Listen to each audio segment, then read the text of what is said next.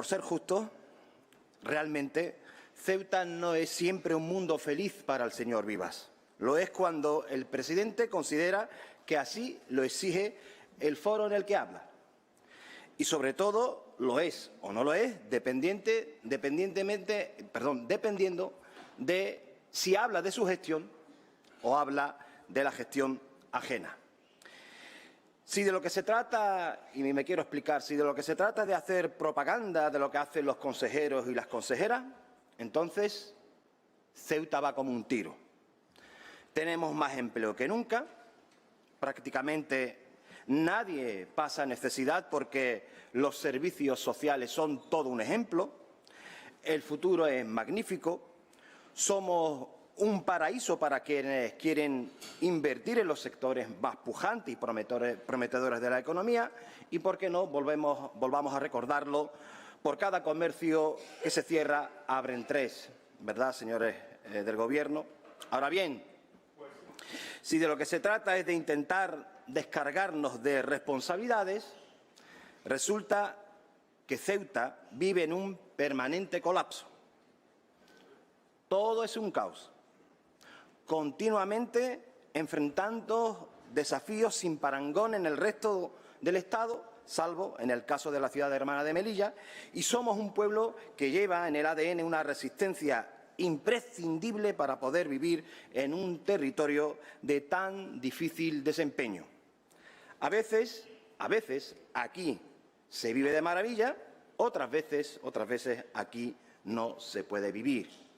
Ahora bien, el presidente nunca hace referencia, ni en el discurso del día 24, ni en la rueda de prensa posterior, a quienes de verdad sufren y lo pasan mal en esta ciudad. No le escuchamos ni una mención a esos jóvenes que mueren casi a diario en nuestras costas. Tampoco recordó a los y las ceutíes que sufren problemas de salud mental ante la inoperancia de nuestras instituciones. No formaron parte de su hermoso paisaje todas esas personas que tienen que hacer las maletas y marcharse de su ciudad, al igual que no tuvo unas palabras para aquellos miles de ceutíes que fracasan en sus estudios, entre otras cosas, por carecer de las condiciones necesarias para estudiar. En la foto del señor Vivas, en esa tarjeta postal, tampoco aparecieron las 2.000 personas perceptoras de unas pensiones no contributivas que tienen que malvivir con 500 míseros euros mensuales, ni tampoco las 3.000 familias condenadas a habitar infraviviendas. Muchísimas personas para las que, por cierto, señor Vivas, la desigualdad que les machaca sí que tiene en cuenta cómo rezan y cómo se llaman. Había que vender la Ceuta del cuento de hadas y toda esa gente, claro, arruinaba el magnífico relato. Sin embargo, sí que hubo algo especialmente llamativo en el discurso del señor Vivas. El presidente pronunció una frase críptica y ciertamente inquietante.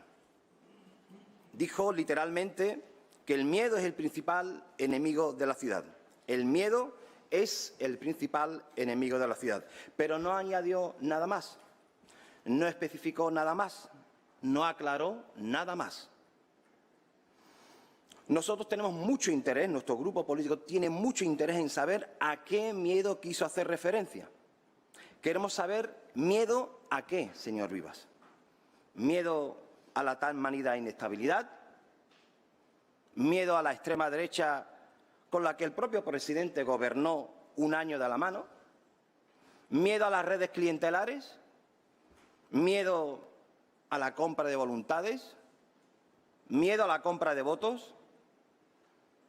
¿Miedo a las presiones del país vecino? ¿Miedo a la debilidad o desidia del Gobierno de la Nación a la hora de defender nuestros intereses? ¿Miedo a esos niños a los que se les cosifica permanentemente y de los que ustedes quieren librarse como sea?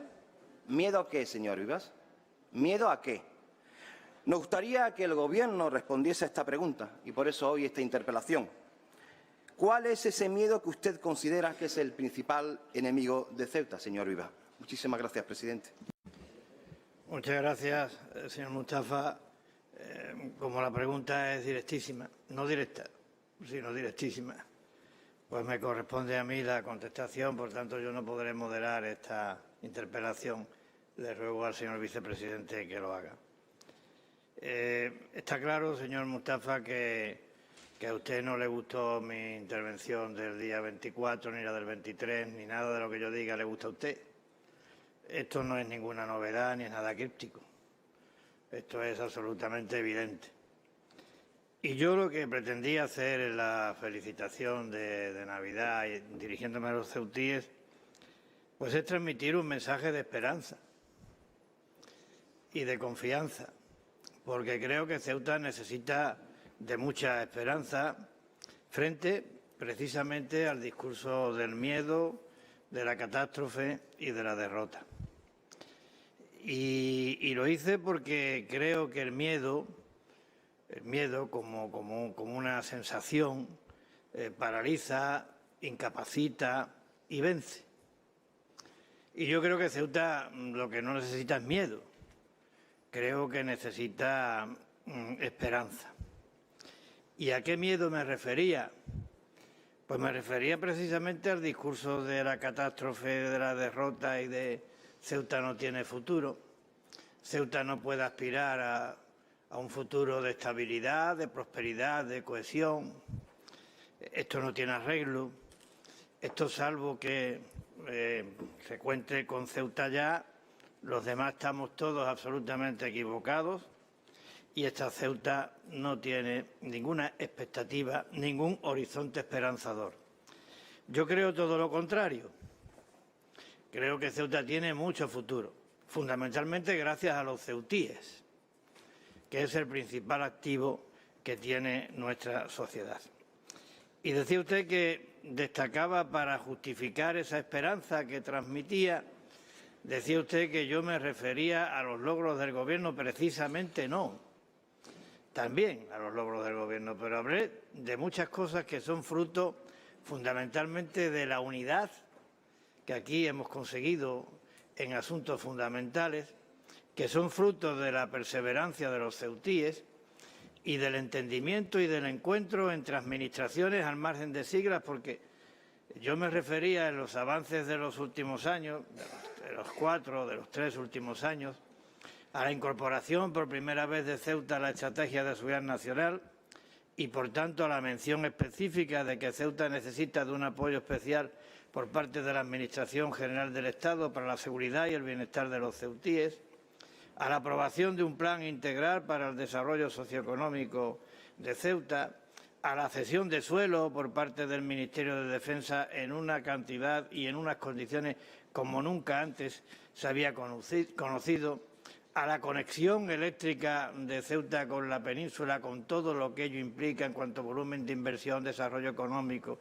trasladar confianza, a la implementación cierta de la industria digital que ya crea más de 1000 empleos en nuestra ciudad, a la superación de la desaparición de la economía del porteo, que para algunos era el final de Ceuta y, sin embargo, ahora hay 2000 personas más dadas de alta en la seguridad social de las que había cuando funcionaba el porteo, a la llegada de nuevas empresas, a la reactivación del puerto, a la exigencia del visado Schengen y lo que ha traído de control y de orden en el tránsito de personas por la frontera. A esas cosas me refería. Me refería también a la elaboración, que próximamente se traerá a este pleno, de un plan para la construcción de cerca de 800 viviendas en nuestra ciudad. Me refería al clima que ha propiciado la aprobación de los presupuestos en minoría, me refería al clima que ha propiciado afrontar crisis como nunca ha tenido Ceuta, el clima del acuerdo, del entendimiento, del diálogo. A eso me refería para argumentar la esperanza. No eludí los problemas. Dije que Ceuta era una realidad compleja, singular, extraordinariamente exigente, que por razón de los condicionantes no tienen parangón en el resto de España. Y tampoco me escondí, porque también dije que a la extrapeninsularidad, a la reducida superficie, a la escasez de recursos naturales, se une el singular hecho fronterizo, se une la geopolítica, se une el discurso de algunos que intentan dividirnos por razones de credo, de origen, se une el discurso de algunos que intentan minar la moral de los ceutíes diciendo eso, que Ceuta no tiene futuro. Por tanto, creo que fui objetivo, comprendo que a usted no le guste, porque yo creo que a usted no le gusta nada de lo que yo haga o diga, pero yo le rogaría que se apuntara usted también a la esperanza. Yo le rogaría que se hiciera eco de una canción que seguramente usted conoce, que es de Diego Torres, y que yo me permito refrescarle la memoria. Saber que se puede, querer que se pueda, quitarse los miedos, sacarlos afuera, pintarse la cara color de esperanza, tentar al futuro con el corazón. Muchas gracias, señor presidente. Señor Mustafa, tiene usted la palabra. Muchas gracias, presidente. Sobre cómo ha finalizado su intervención, no voy a hacer ningún comentario. Si usted pretendía lanzar un mensaje de esperanza aquel día, créanme que no lo logró. Prueba de ello no solamente esta interpelación, sino los distintos titulares de los medios de comunicación, distintas editoriales y distintos artículos de opinión, que no tienen nada que ver con la forma en la que yo pienso, las personas que lo escriben, que no comparten probablemente nada de mi repertorio ideológico, pero han coincidido, casualmente, en que aquel discurso no fue un discurso de esperanza, sino un discurso que, cuando alude al miedo, lo que hace es generar inseguridad e intranquilidad entre la ciudadanía. En segundo lugar, ha respondido usted a lo que yo quería escuchar.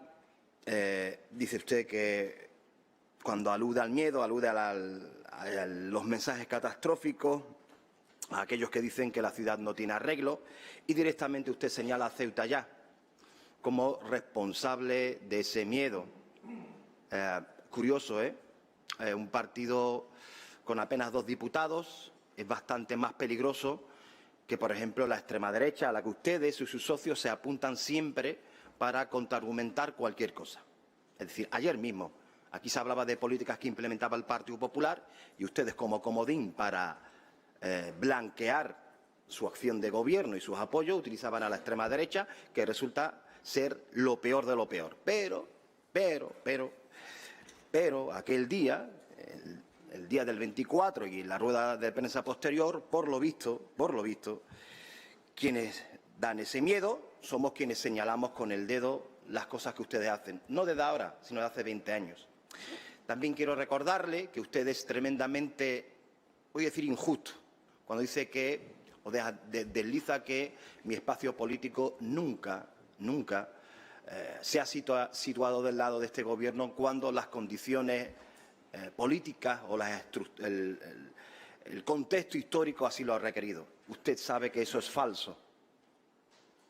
Siempre cuando ha requerido de nuestra lealtad, la ha tenido. Es más, cuando Ceuta necesite de nuestra lealtad y su Gobierno lo necesite, que no de su gestión política, la volverá a tener. No tenga usted la menor duda. La volverá a tener. Estaremos a disposición de Ceuta y de los ceutíes, no de su estabilidad, no de su gestión y, evidentemente, tampoco para secundar sus pactos.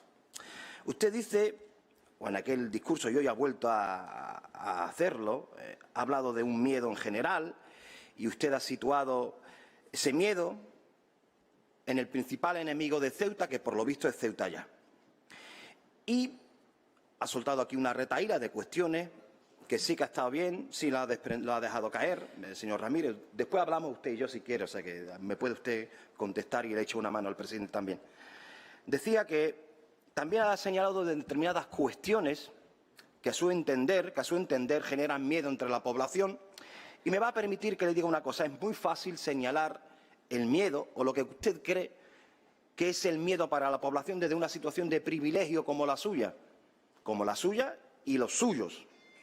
Yo, permítanme que no sea osado, pero permítanme que le diga las cosas a las que le tiene miedo nuestro pueblo. Porque, señor Vivas, da mucho miedo realmente no saber si vas a encontrar trabajo en algún momento. Porque, señor Vivas, da mucho miedo no poder cubrir las necesidades básicas de tu gente. Da mucho miedo constatar, como ayer se constató, que tu gobierno, y ahora sí utilizo aquí el tú, que tu gobierno desprecia tu cultura, tu lengua, tu identidad, y da miedo porque es eso, precisamente, lo que genera el caldo de cultivo para que otras cosas que dan más miedo aún aparezcan, como es la proliferación del racismo sin complejo, que usted no ha señalado. Da mucho miedo pensar que si tu hijo o hija tiene algún tipo de patología psiquiátrica, no le vas a poder proporcionar lo que necesita para tratarse, porque la salud mental no es para pobres. La salud mental no es para pobres. Da mucho miedo tener dificultades para tramitar el ingreso mínimo vital y que el gobierno de la ciudad, tu gobierno, vote en contra de destinar el más mínimo recurso para ayudarte a tramitarlo. Da mucho miedo tener que vivir tú, tu familia, en algunos casos tus hijos y tus nietos, con 500 euros al mes. Se lo aseguro, da muchísimo, muchísimo miedo, pavor, y es absolutamente algo aterrador. Da mucho miedo vivir en un barrio sin alumbrado, sin asfalto, sin recursos comunitarios. Da muchísimo miedo saber que te vas a tener que construir tu propia casa con tus propias manos y que encima un gobierno que no hace nada para facilitarte el acceso a una vivienda, a tu derecho a una vivienda digna, te acuse, porque esto lo ha hecho tu gobierno, te acuse de montar asentamientos ilegales. Da miedo, y usted que dice que utilizan la religión y demás, da miedo que sigan en cargo de responsabilidad personas que fueron cesadas porque acudieron a Madrid a decir nada más y nada menos, creo que esto no lo hice yo, creo que no fui yo, que aquí el gobierno lo tenía muy difícil porque luchaba contra una cultura de vagos, de gente que no madruga para buscar trabajo. Eso no lo dije yo. Les aseguro que a la gente que se pasa el día buscando empleo le aterra muchísimo pensar que hay gente poderosa con estas ideas. Da miedo no poder estudiar porque no tienes dinero. El ejemplo es el mío. Yo soy hijo de las becas del Ministerio. Da miedo pensar que hay miles de ceutíes que no comen 3 veces al día. La cifra es exactamente de 12.000 niños y niñas. Da miedo que mientras esto ocurre, el gobierno y sus socios se pongan sueldos de 80.000 y 90.000 euros sin el más mínimo rubor. Y da miedo porque deja muy a las claras que quienes tienen la responsabilidad de gestionar viven en una realidad absolutamente paralela a la gente que de verdad necesita de la política. Concluyo, señor vicepresidente. Señor Rivas, el principal enemigo de esta ciudad, de verdad se lo digo, no es el miedo, no es el miedo. Decir las deficiencias que tiene esta ciudad es necesario, un paso previo para solucionarla. El principal enemigo de esta ciudad, y hay que recordárselo, porque usted lleva más de 20 años gobernando, son las condiciones de vida que hacen que la gente viva con miedo. Eso es lo realmente, el enemigo real de Ceuta. Las condiciones de vida que hacen que la gente viva con miedo. Condiciones de vida fruto de una política determinada, de su política, señor Rivas, no la mía, de su política y la de Ceuta ya. El principal enemigo de Ceuta, ergo señor Rivas, permítanme decírselo a la cara, son sus políticas, son el gobierno del Partido Popular y los socios que actualmente le sustentan, porque posibilitan que esas condiciones de vida que han generado desigualdades que sufren los cuerpos de las y los vecinos de Ceuta se sigan manteniendo a día de hoy. Muchísimas gracias, vicepresidente. Muchísimas gracias, señor Mustafa. Señor presidente, tiene usted la palabra. Muchas gracias, señor vicepresidente. Yo creo que en su segunda intervención está la clave. El ejemplo soy yo, por usted. Es decir, aquí resulta que Ceuta ya pues aporta a esta asamblea la luz. Son los iluminados. Es decir, aquí el ejemplo soy yo, ha dicho usted. Aquí tiene usted mi ejemplo, en el señor Mustafa. El ejemplo de dignidad, de decencia, de integridad, de verdad, de defender siempre a los más débiles y vulnerables, de decir siempre lo que se piensa.